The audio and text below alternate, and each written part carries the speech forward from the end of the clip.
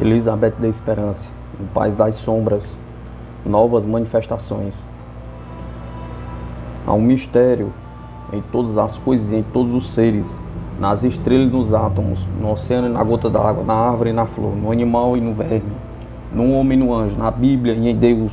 Não existe um mundo que não haja mistério. Dr. Davis.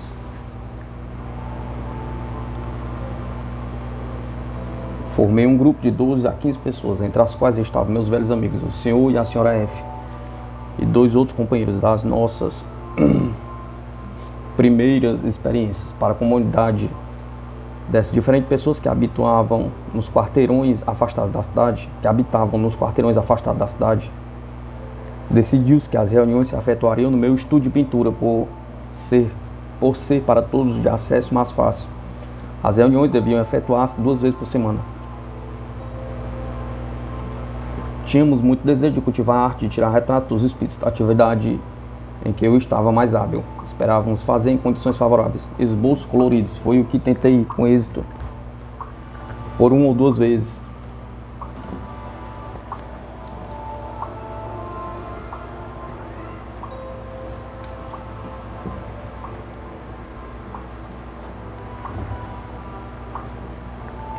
Mas a minha faculdade de ver distintamente os espíritos, como seria de desejar nesse trabalho, era muito intermitente, deu lugar a frequentes decepções. É certo que, apesar de tudo, obtivemos retratos que foram invariavelmente reconhecidos.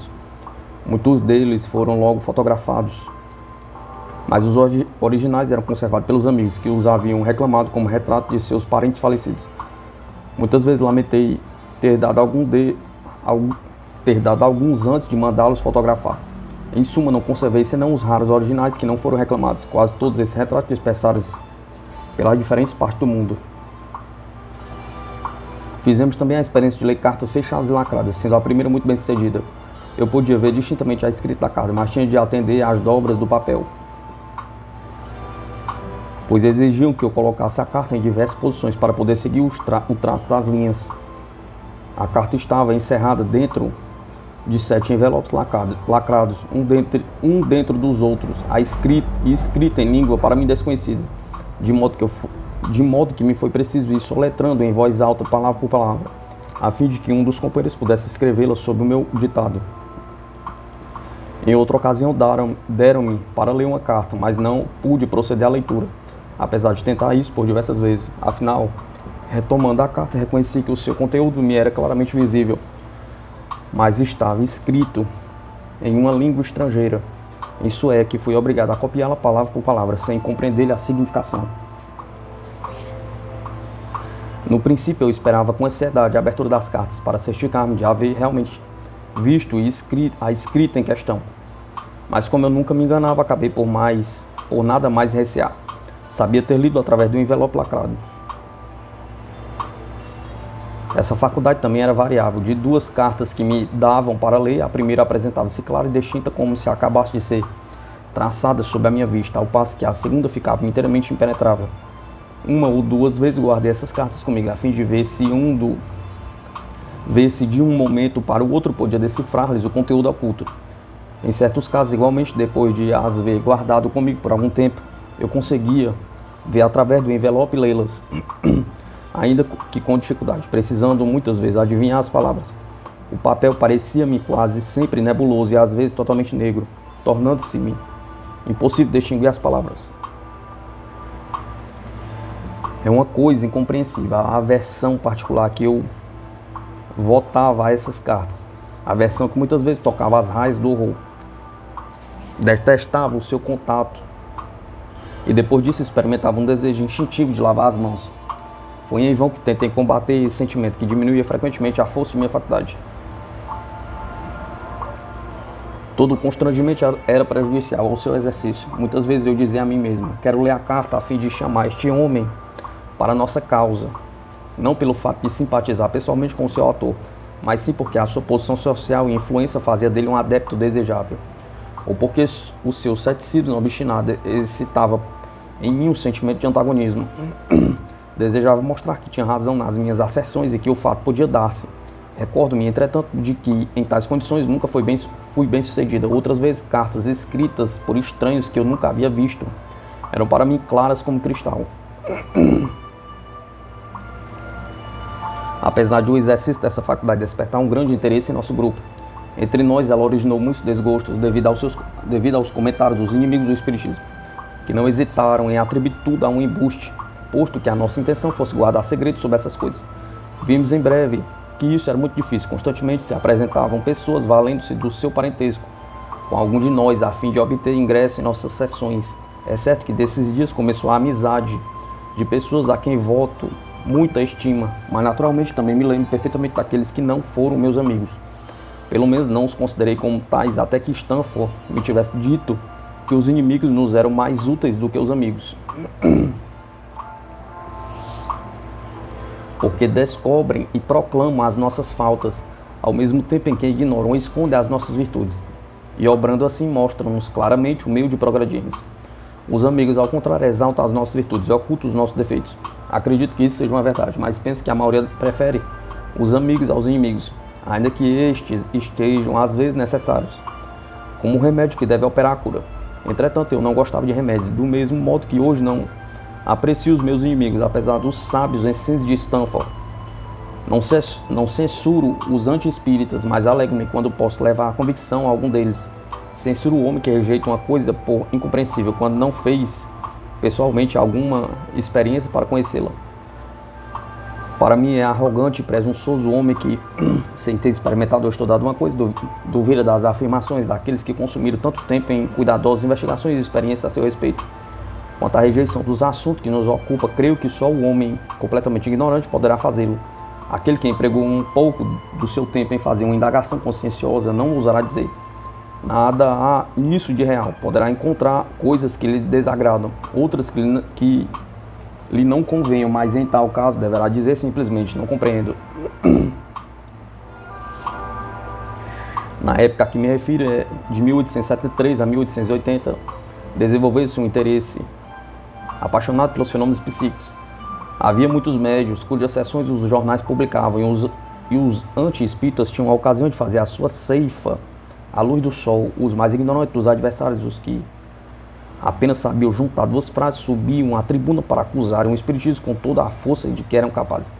Segundo o conselho de um célebre advogado a um dos seus jovens colegas, quando as coisas pareciam-lhe desfavoráveis, eles deviam acabrunhar os espíritas com invectivas e epítetos de desprezo. É possível que esses homens fossem inimigos valiosos, como dizia Stanford, mas é certo que eles também dificultavam a obra dos médios.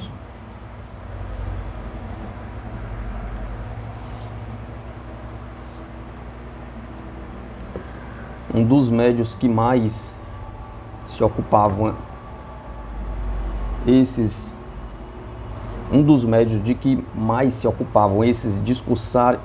discursadores era a senhora M, jovem que eu já conhecia havia muito tempo, das suas sessões de materialização, e a que eu tinha assistido.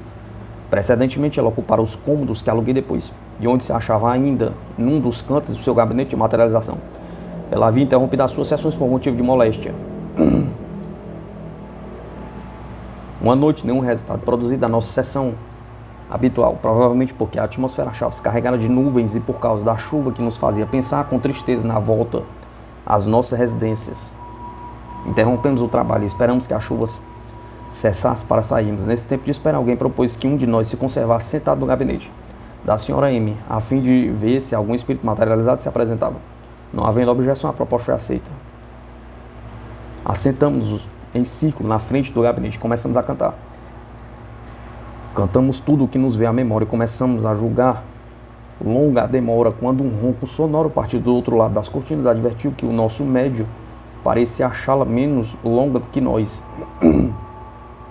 Deixávamos por isso de cantar melodias sonolentas e pedimos-lhes que cedesse o lugar a outros menos dorminhocos.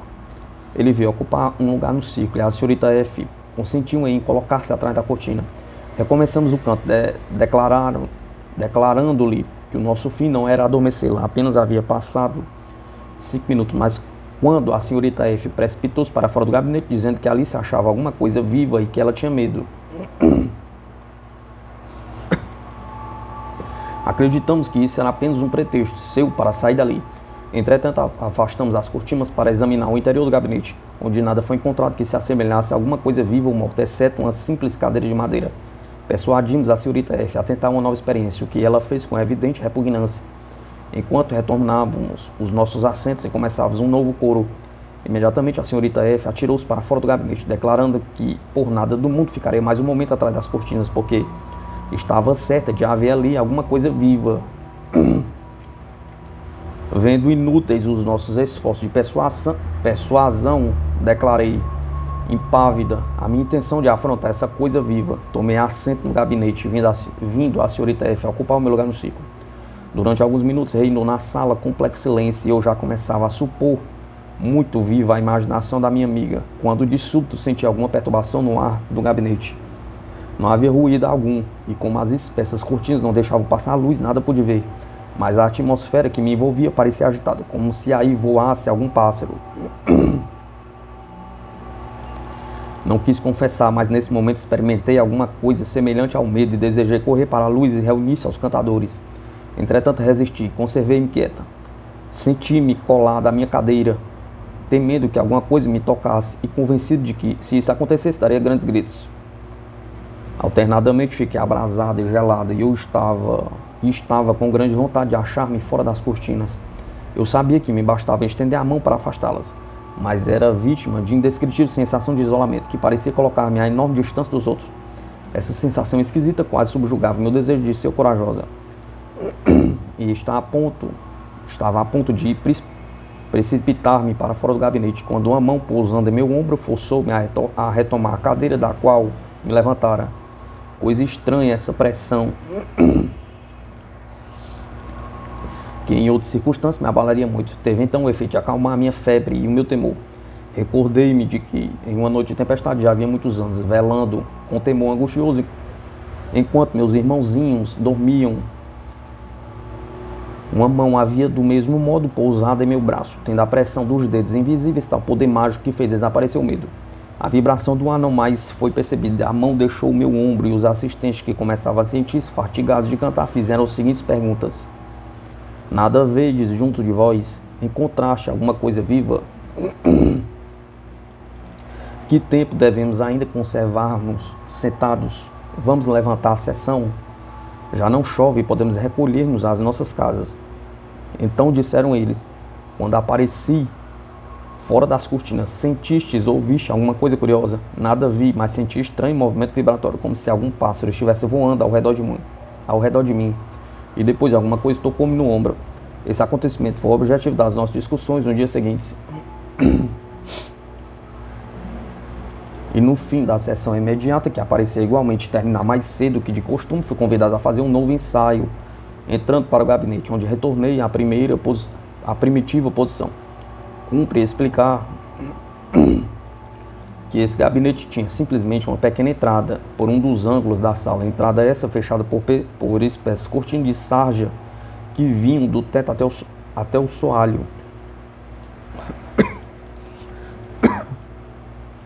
Durante as nossas sessões, a sala era fracamente iluminada por um ou dois bicos de gás, que geralmente ficavam quase apagados, dando, porém, a claridade necessária para cada um ver o que se passava, fazer suas observações ou tomar notas. Sendo a luz fraca para atravessar a espessura das cortinas, eu ficava em obscuridade absoluta, enquanto os outros tinham a luz de que precisavam.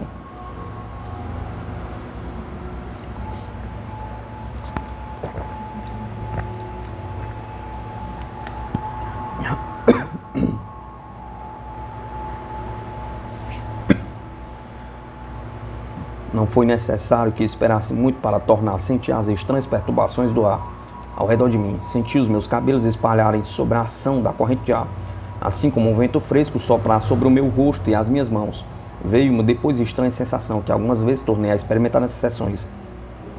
Frequentemente, vi outros descreverem essa sensação como sendo idêntica à que produziriam teias de aranha estendidas sobre o rosto. Quanto a mim, porém, que me analisava com curiosidade, acreditei que de todos os poros de minha pele estava arrancando fios muito finos. Não tinha mais o temor da noite precedente. No começo tive uma sensação estranha que se assemelhava um pouco a isso. Alguma coisa como um sentimento do sobrenatural. Depois essa impressão dissipou-se e fiquei muito calma, porém impotente para fazer o menor movimento ou para responder a numerosas perguntas. que os meus amigos me dirigiam. Ao mesmo tempo, experimentavam grande interesse em analisar as minhas sensações e interrogar-me acerca do que ia acontecer. Eis ali o rosto de um homem, e ouvi dizer: meu Deus, é certo, que coisa maravilhosa! Podeis vê-lo? Sim, todos os estamos vendo. O que será isso? Onde está? Perguntei, chamada a mim mesma por todas essas exclamações. É ali, atrás das cortinas, um rosto redondo, com olhos negros, bigodes e cabelos castanhos. Olhai, ele ri, faz sinais com a cabeça, não podeis vê-lo? Foi em vão que voltei os meus olhos, nada pude descobrir. Um fraco raio de luz passando através das cortinas parecia indicar que alguém os procurava manter afastadas até a altura de um homem, da cabeça aos pés e mais nada. Meu Deus, disseram, quem é? Que belo rosto, estás vendo os seus dentes quando ele ri? Notei os sinais que faz com a cabeça quando falamos.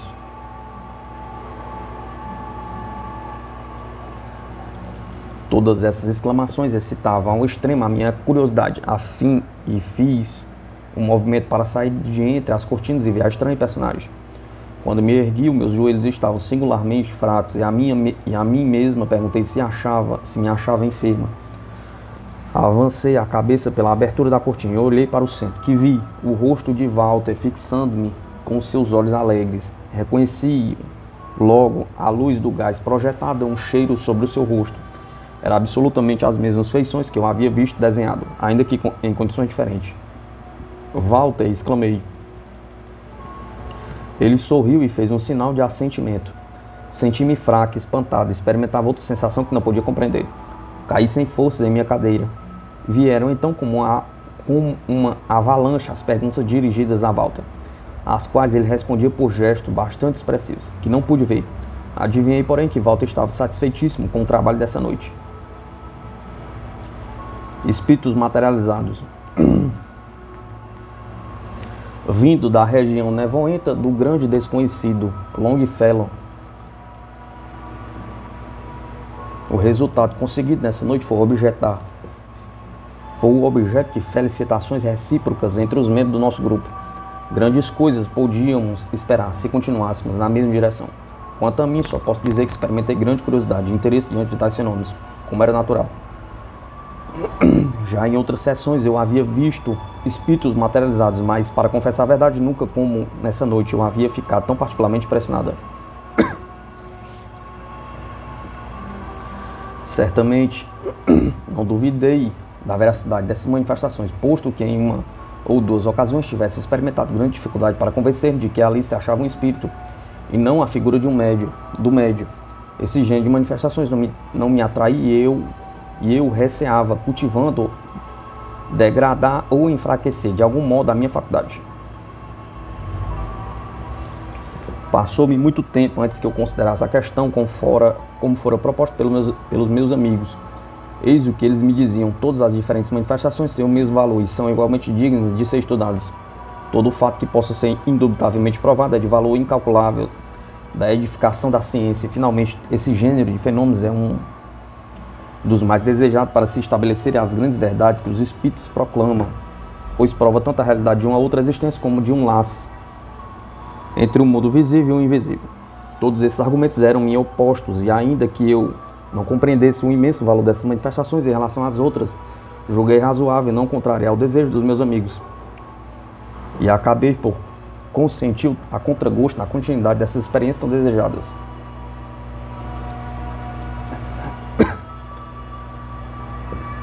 Quando anteriormente eu assistir a sessões de materialização, guardava a minha opinião a respeito, qualquer que ela fosse. Os outros, porém, como eu soube, não adotavam reservas nem hesitavam em fazer observações que nada tinham de lisonjeiras acerca do médio dos espíritos. Chocava-me a ideia de que eu ia ficar exposta aos mesmos comentários. Então, um antigo amigo, o Sr. A, que já tinha feito parte do nosso primitivo grupo, interpôs para prevenir qualquer desgosto dessa espécie. Propôs que procedêssemos de modo diferente. Escolheríamos cuidadosamente aqueles de nossos amigos que se interessavam por esse gênero de manifestações e convidaríamos a se reunirem a nós 2 vezes por semana, com a expressa condição de que, antes de 12 sessões, nada fosse divulgado do que aí se passasse. Cada um obrigando-se durante esse tempo a assistir regularmente e pontualmente às sessões. não se aceitando escusa alguma para as faltas de comparecimento, salvo que fossem motivados por enfermidade, e em nenhuma circunstância poderia um estranho tomar parte dos trabalhos. Nos trabalhos, esses convites condicionais foram enviados a uns 15 ou 20 dos nossos amigos, e todos os aceitaram. Pela minha parte, obriguei-me a fazer todo o possível para desempenhar bem o meu papel. Prestava-me de boa vontade a uma prova de 6 semanas, dizendo que veríamos no fim desse prazo o que se podia ganhar nesse gênero de ensaios. Eu devia uma compensação aos meus amigos, pois tinha pacientemente seguido as diversas fases de desenvolvimento da minha mediunidade, tomando parte em todas as nossas experiências, dos quais algumas deveriam tê-los aborrecido bastante, apesar da minha repugnância pelos fenômenos que nos propunhamos estudar. Julgava que, consagrando-lhe 6 semanas, recompensaria até certo ponto o auxílio que os meus amigos me haviam prestado no conhecimento do mundo espiritual, o que me seria difícil sem a sua efetuosa cooperação. Tais foram os motivos que me induziram a essas experiências. As sessões começaram. O novo gabinete construído tinha cerca de 3 pés de largura, 9 de comprimento e 6 de altura. No sentido do comprimento, ele era dividido em 3 partes, por meio de 2 véus. E cada divisão tinha cerca de 3 pés quadrados. Somente com uma abertura na frente, espessas cortinas sombrias separavam-nas dos assistentes. A ideia desse gabinete foi dividida em parte ao Sr. A, por causa da repugnância que me causava o contato direto com espíritos materializados. Além disso, era de interesse verificar se o véu da gaze impediria a passagem desses hóspedes espirituais. O gabinete não tinha outra saída ou entrada que não fosse a da frente. Além disso, seria impossível a qualquer pessoa passar de um a outro dos seus compartimentos, sem despedaçar-lhes a parede de gaze, nem sair dele senão pela frente, tampado pela cortina. Essa combinação era extremamente simples e tanto quanto pôde certificar-me a mais satisfatória comparada com os gabinetes empregados em outros grupos. O nosso gabinete dava ao médico perfeita liberdade e garantia aos assistentes a abstenção de qualquer embuste vulgar.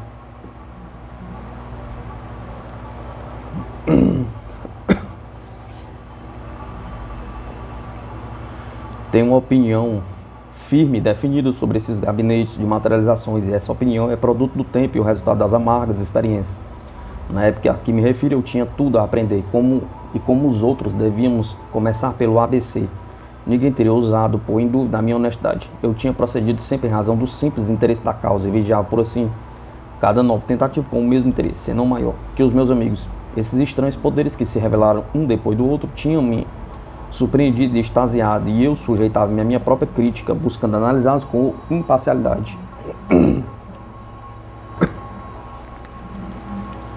Se por mim mesma houvesse podido desenvolver essas faculdades, teria sentido maior satisfação, porque compreenderia melhor o trabalho e o modus operandi desses desenvolvimentos, sem ser distraída pelas conjecturas e teorias dos outros. Mas isso era impossível. Isolada, ficava relativamente privado dos meus poderes. Considerava algumas vezes necessário o concurso dos meus bons amigos, mas preferia prosseguir sozinho as minhas experiências, se isso fosse possível. Como, porém, tal coisa era irrealizável, as provas que me propunham deviam ser tanto do agrado deles como do meu.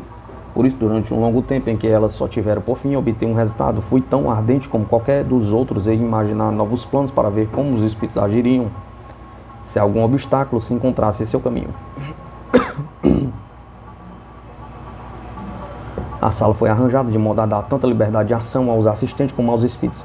As janelas situadas em frente ao gabinete foram em parte escurecidas. A claridade não provinha senão da parte superior das janelas, cujos vidros eram de cor vermelha ou alaranjada, deixando passar mais ou menos luz durante as sessões efetuadas de dia. Nas sessões noturnas faziam-se de boa disposição da luz do gás. Na extremidade da sala, as paredes eram obrigadas e algumas polegadas de distância, por um biome de papel vermelho alaranjado, atrás do qual se achava uma gambiarra colocada horizontalmente em todo o comprimento da parede, e do qual saíam muitos bicos de gás, que podiam ser graduados por uma chave interna. Essa chave era movida pelos próprios espíritos ou por algum dos assistentes. A luz procedente desses diferentes bicos de gás é diminuída pelo papel pintado do biômio. Era mais que suficiente. Ela iluminava convenientemente todas as partes da sala e podia, segundo as necessidades, ser aumentada ou diminuída.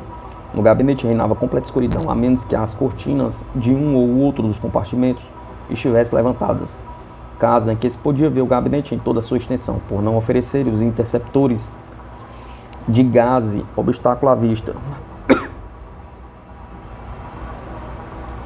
Se bem que fossem impenetráveis a um corpo qualquer, a sala era aquecida quando se tornava necessária e apresentava algum aspecto alegre e confortável.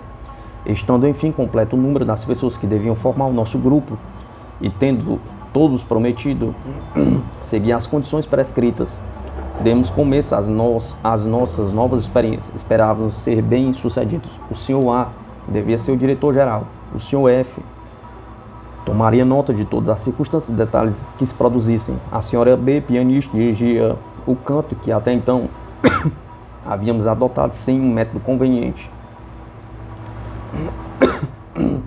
Tínhamos na sala um pequeno harmônico e a senhorita B teve grande trabalho para fazer-nos progredir na arte de cantar em coro, transformando uma coisa agradável aquilo que para nós era um tormento. Outro amigo propôs que começássemos sempre as nossas sessões por uma prece, a fim de obtermos o auxílio divino e sermos preservados das más influências. A despesa de todos esses preparativos da sala foi feita pelos membros do círculo que para isso se cotizaram. O excedente do dinheiro que se despendia com o gás, o aluguel da casa, etc., foi empregado em socorrer as pessoas mais necessitadas que nos pediam auxílio. Nunca antes disso eu havia em minha vida suspeitado das misérias e enfermidades que afligiam o mundo, nem da incapacidade dos médicos para lhe dar alívio. E não desconfiava da existência das misérias que sobrepujam todos os esforços das pessoas caridosas e boas. Fiquei muitas vezes enferma quando me achava face a face com os horrores da doença e da pobreza, por sentir-me sem o poder de minorá-los. Muitas vezes, depois de haver visitado alguma mansarda sórdida e miserável, perguntei a mim mesma: será isto uma obra de Deus? Serão seus filhos esses infelizes? De que serve prescrever medicamento para criaturas emagrecidas que precisam do bom ar, da luz do sol e de um alimento substancial? De que serve medicar essas crianças cujas pernas mal sustentam seus corpos depauperados, consequência da fraqueza ou da culpabilidade de seus pais, que nada mais lhe legariam além da miséria? Perguntei.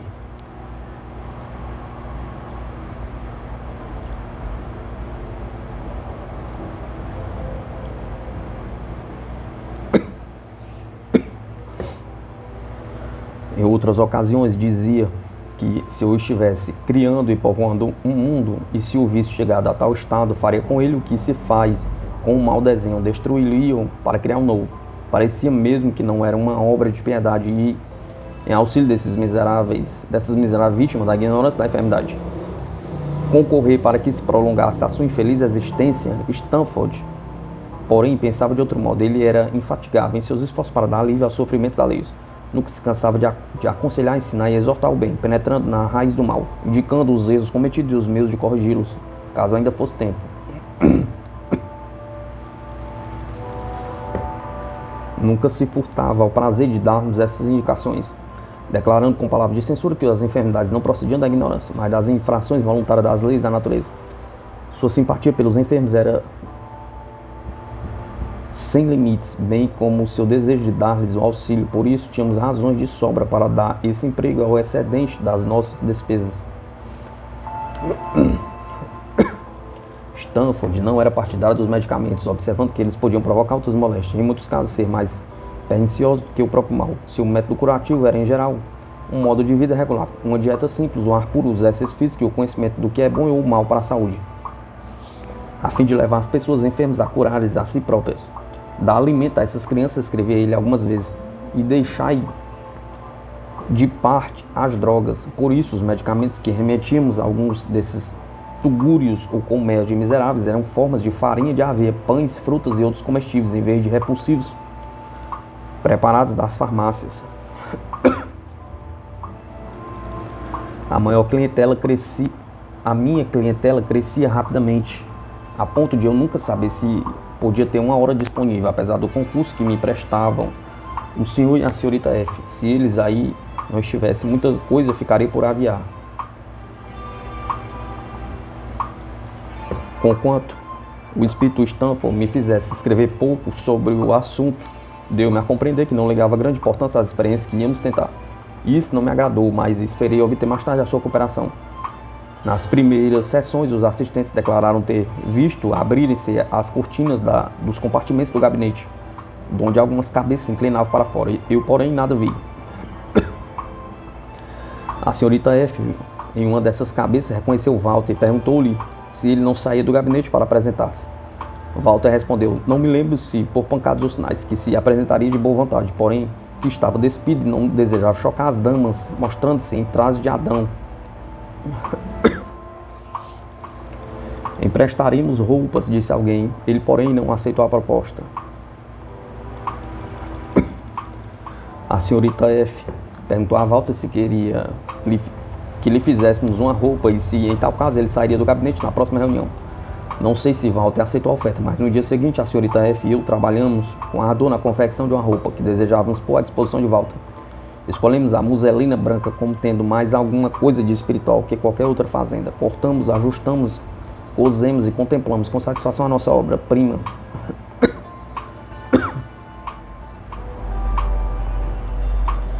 Fizemos uma espécie de chambre com amplas mangas abertas, pensando um pouco nos quadros aqui, em que são representados os santos e anjos. Levamos essa roupa à sala das sessões e mostramos-la vaidosa aos nossos companheiros. Depois colocamos-la no compartimento central do gabinete, esperando a chegada de Walter. Quando ele chegou, o primeiro sinal que deu da sua presença foi mandar enrolar a roupa que lhe havíamos feito com tanto cuidado e entregá-la à senhorita F, dizendo que não lhe servia e nem era necessária. Então o próprio Walter saiu firme do gabinete, caminhou até o centro do nosso grupo, trajando uma roupa cuja delicadeza, alvarez e maciez deixou-nos envergonhadas do nosso presente.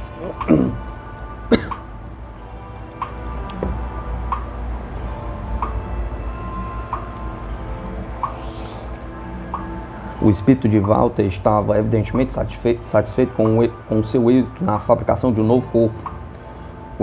Como ele mesmo disse, igualmente sentia-se contente pela sua habilidade de produzir roupas capazes de excitar tanta admiração. Desde logo familiarizou-se com todos. As palestras de que eu ouvia avivaram ainda mais a minha curiosidade, porque durante esse tempo eu estava assentado na obscuridade do gabinete, na impossibilidade de ver coisa alguma do que se passava fora. Apesar, porém, do meu desejo de achar-me do outro lado das cortinas, senti-me estranhamente inerte e apática. Certamente não tinha sono, meu cérebro estava acordado e ativo, e mais ativo do que nunca. Os pensamentos e as impressões sucediam-me nele com a rapidez do relâmpago. Sons que eu sabia produzidos à distância pareciam ferir de perto os meus ouvidos. Conhecia os pensamentos, ou antes o sentimento de todas as pessoas presentes, e não tinha vontade alguma de levantar mesmo um dedo para ver a figura de Walter passeando no meio dos nossos amigos.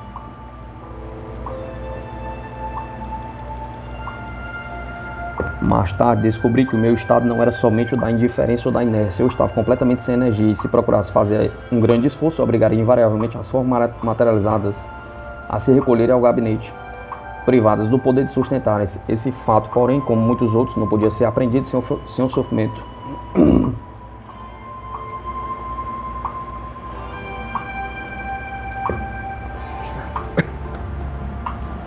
A médio e o espírito materializado, fotografados juntos. A primeira protege os olhos da claridade do magnésio. Segundo uma fotografia, junho de 1890.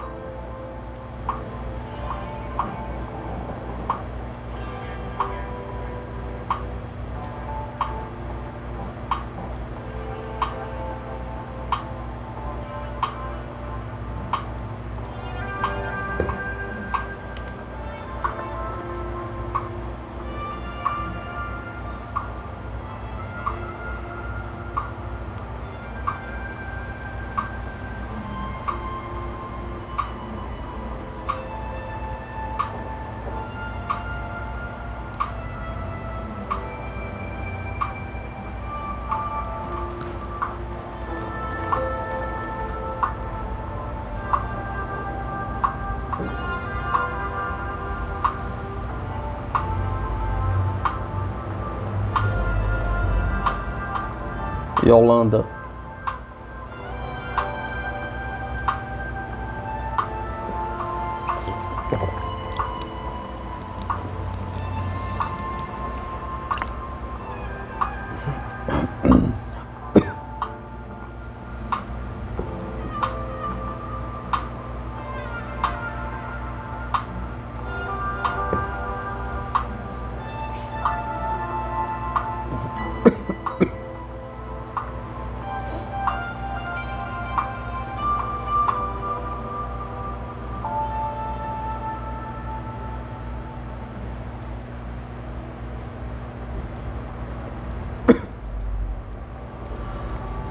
Que será um espírito, vede como ele olha ao redor de si, acreditar em mim, Senhor. Ele tem uma forma bem definida, mas é um espírito de Tempest, por Shakespeare.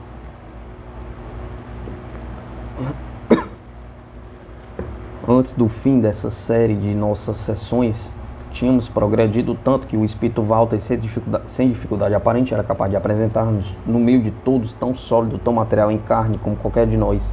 Pela escrita, descrevia frequentemente outros espíritos presentes, ainda que invisíveis para nós, pelo fato de não poderem, como Walter, fabricar as suas próprias roupas. Isso levou-o, evidentemente, a desempenhar o papel de preceptor junto de seus irmãos menos experientes, ajudando-os em seu trabalho de materialização. E daí em diante, Walter só se mostrou raras vezes. Em compensação, não se passava quase uma sessão sem que diversas figuras estranhas nos viessem visitar. Uma delas pareceu poder quase logo dispensar o auxílio de Walter. Foi Yolanda, uma rapariga árabe de 15 ou 16 anos, como Walter nos diz, o que se tornou uma das principais figuras de nossas sessões. Era uma morena esbelta, cuja graça e naturalidade faziam um encanto e a admiração do nosso grupo. Quando nos apareceu pela primeira vez, a sua curiosidade era sem limites. Tudo o que ela via interessava extraordinariamente, desde os nossos vestidos até a mobília da sala.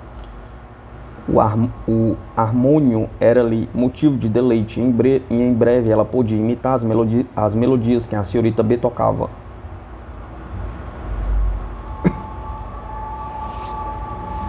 Ainda que nunca fosse capaz de manejar o fôlego do instrumento, cujo emprego evidentemente não compreendia. Um dos membros do grupo, empregado da polícia, possuía uma corneta de prata e a tocava com perfeição. Notando a paixão de Yolanda pela música, ele trouxe uma noite a sua corneta e tocou as peças que mais lhe agradavam. Graças à sua habilidade,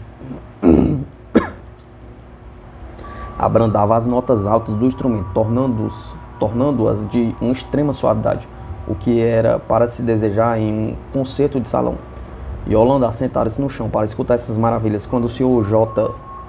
acabou de tocar uma área, ele pediu para ver o instrumento e examinou com a maior atenção. Cada uma das suas peças foi objeto de minuciosa inspeção e, terminado o seu exame, ela própria tentou tocá-lo. Porém, nada conseguindo. Embora soprasse por qualquer lado, teve afinal de entregá-lo com um gesto de enfado.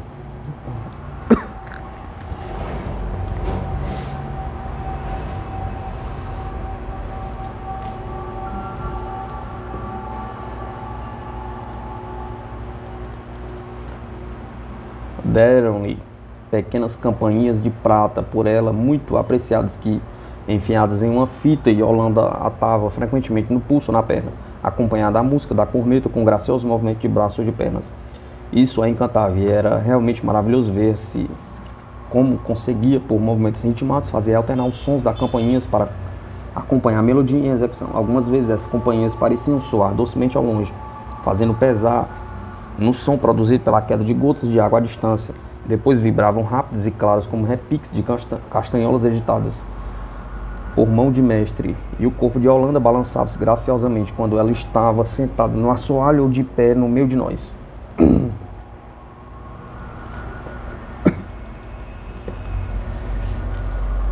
As descrições que faço acerca dos encantos de Yolanda são devidas em parte ao que contavam os outros membros do grupo ou as notas da senhorita F, porque ainda que eu fosse toda ouvidos, ficava privada do uso de meus olhos com a minha postura obrigatória no gabinete durante as sessões. Parecia que os espíritos me evitavam, ou antes não acreditavam necessário satisfazer a minha curiosidade tão natural, quando alguma coisa atraía mais ou menos a minha atenção.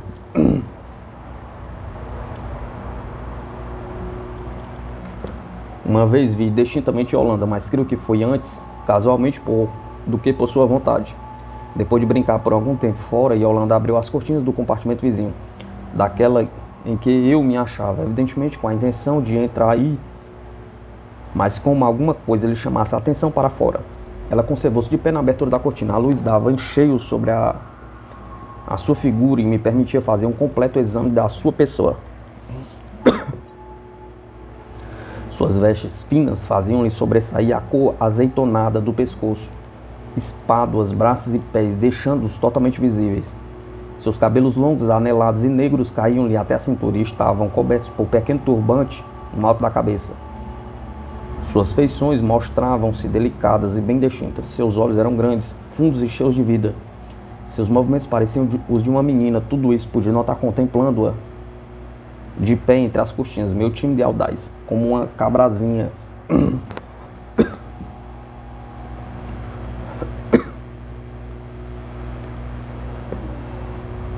Depressa, Yolanda tornou-se muito destra. Sua atividade que de nada se arreceava, sua curiosidade infantil e sua admiração a respeito de tudo o que era novo para ela tornaram-se para todos um motivo de constante interesse. Ela tinha predileção pelas cores claras e pelos objetos brilhantes. Examinava com atenção todos os objetos de adornos traduzidos pelas damas e muitas vezes enfeitava-se com eles, encantada por provocar observações lisonjeiras da parte dos outros.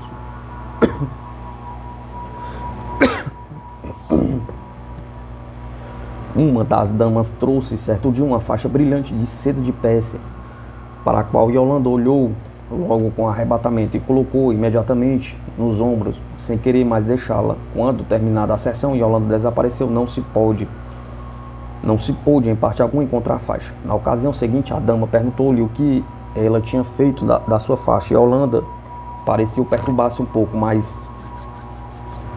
um instante depois ajeitou as suas mãos no ar, tocou nos seus ombros e logo a faixa aí apareceu como na noite anterior. Ninguém pôde ver como apareceu nem de onde veio.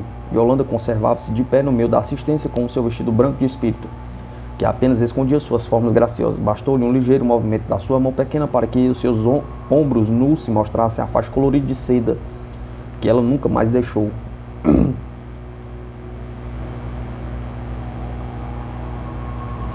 Yolanda, tal como apareceu materializada, fotografia com luz de magnésio.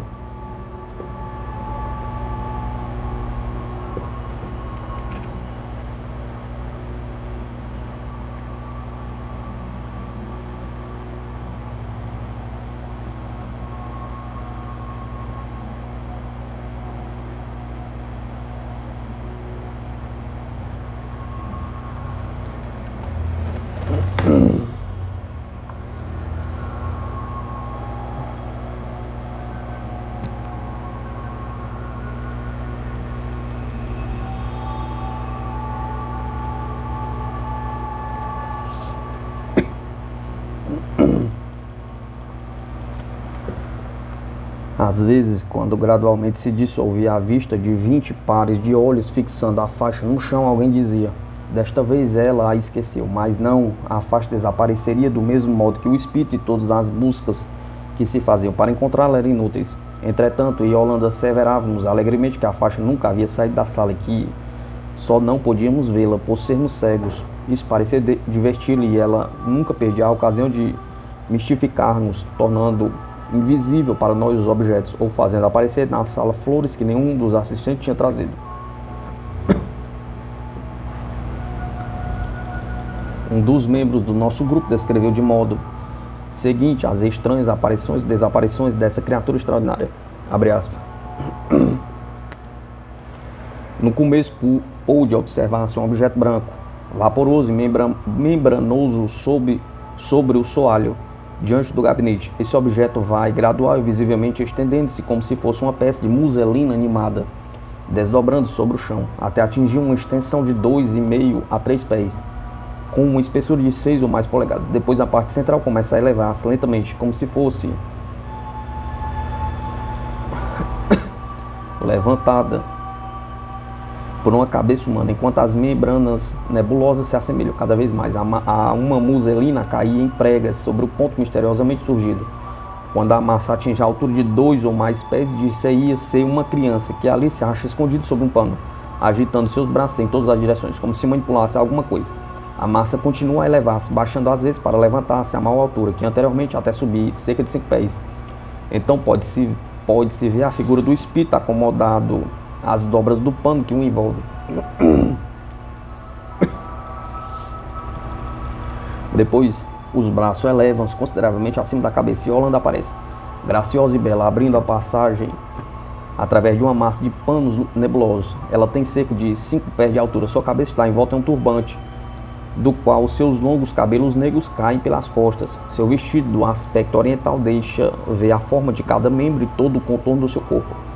O excelso de pano branco, semelhante a um véu, fica enrolado ao redor do corpo, por conveniência ou caindo no tapete, até que haja nova necessidade de operar, e para fazer tudo isso são necessários cerca de 10 ou 15 minutos. Quando ela desaparece ou se desmaterializa, acontece o seguinte: dando um passo para frente a fim de se mostrar e deixar verificar sua identidade pelas pessoas presentes, Yolanda, lenta, mas deliberadamente, desenrola o leve estofo que lhe serve de véu, juntando-o, colocando-o na cabeça, deixa-o cair por cima do seu corpo, como se fosse um grande véu de noiva.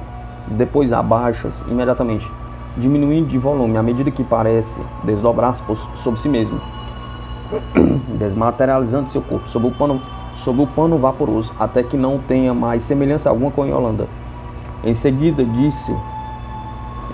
desce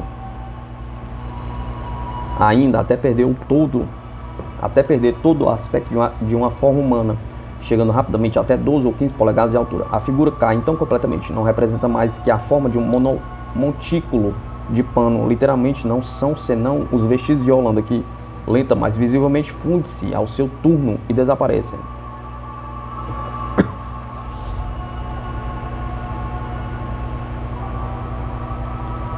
A desmaterialização do corpo de Yolanda consome de 2 a 5 minutos, ao passo que o desaparecimento dos vestidos exige apenas de meio minuto a 2.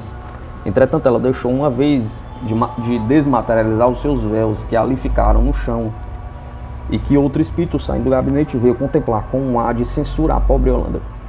Quando esse espírito de talha elevado se retirou, apareceu a figura infantil de Ninha, a pequena espanhola, que veio ver também os despojos de Yolanda, apanhando com curiosidade o estofo. Ela envolveu-se nele, apesar de já trazer o seu corpinho vestido. Um dia, Yolanda saiu do gabinete, dirigiu-se a mim, trazia o seu véu na cabeça e olhava curiosamente para outra parte do gabinete, com certeza esperando ver daí sair alguém. Com efeito, as cortinas abriram-se. Uma grande figura emergiu e avançou à vista de todos. Tinha-nos divertido a impaciência de Yolanda por causa da demora que teve o espírito em sair do gabinete. Impaciência que ela exprimia batendo com o seu pé descalço no soalho.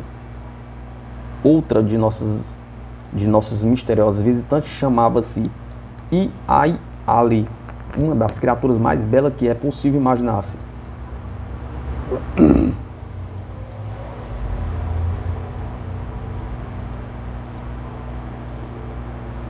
Suas formas esculturais, sua deslumbrante beleza, seu porte majestoso e seus graciosos movimentos faziam vivo contraste com os modos felinos de Yolanda. E Ali era com certeza criatura de algum mundo superior.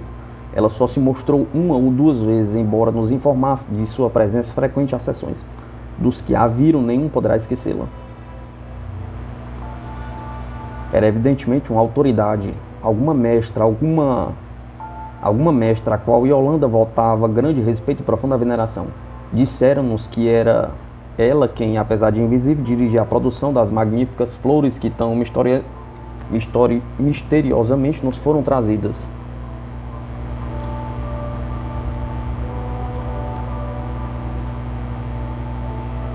Elizabeth da Esperança, no País das Sombras.